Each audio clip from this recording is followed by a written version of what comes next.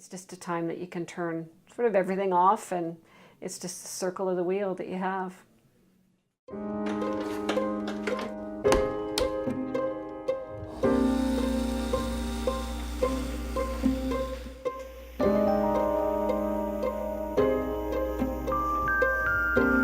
you stop, here's your bowl.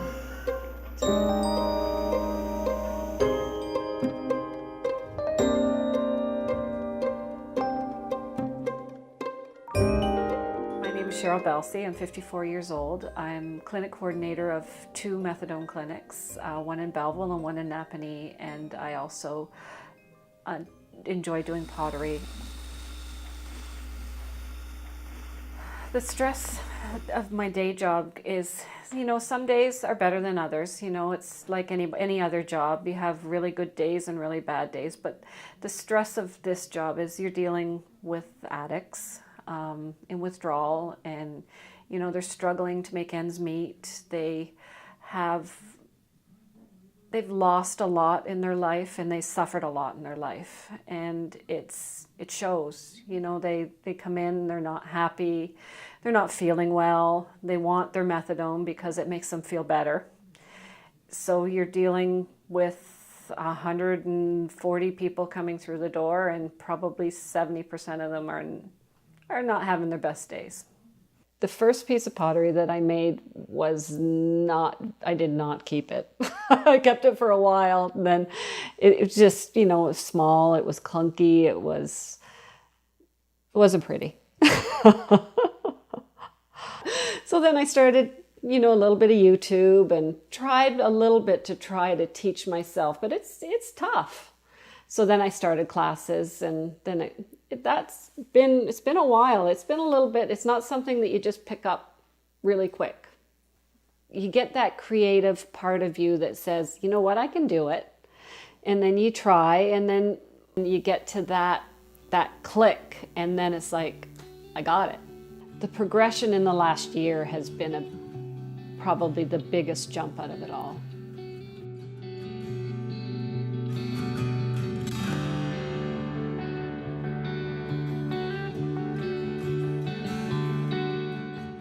There's been a couple of favorite pieces that my little grandson has broken. A couple of lanterns that I made, but my favorite piece would be the sink that I made, and it was the biggest challenge was throwing that much clay at one time, and how it would, I started off with six or 7 balls of clay that had to be recentered and recentered and recentered to the point that you're able to actually get to the point that you have to, pull it up and pull it out and get it to where it has to be. And you saw the size of it when it shrinks about between 15 and 18%. So it was a lot bigger than that. I was worried it was not even going to fit in the kiln, but it's surprising the amount that it does shrink. Let's say I'm making a mug.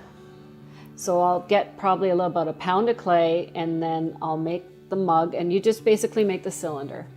Then that has to sit till it gets to the leather hard stage, which is at the point that I can trim it. So you have to trim the bottom and get the thickness or the thinness or whatever you like, and then you make the handle and put the handle on it, and then it goes into the kiln for the first bisque firing, which takes it up to about 2100 degrees.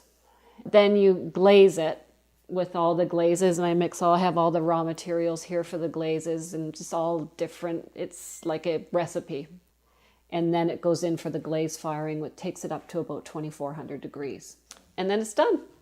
I can do one piece. If I get tired, I can do 10 pieces. It's that sort of that thing, if you start and things are going really well, it's like, I'm not stopping, I'm gonna keep going. And then, some days you're off. It's like anything else. It's like, it's just not working. I don't know what I'm gonna quit today. But it's just very relaxing and fulfilling. And it's just a time that I can just go, and it's just for me. I have my own little room. I don't have the time that I would like, but once I can start to slow down a bit, I'll probably ramp it up more. And I would like to be able to do maybe craft shows or sell in stores, or like a lot of little boutiques, especially in Picton where I live.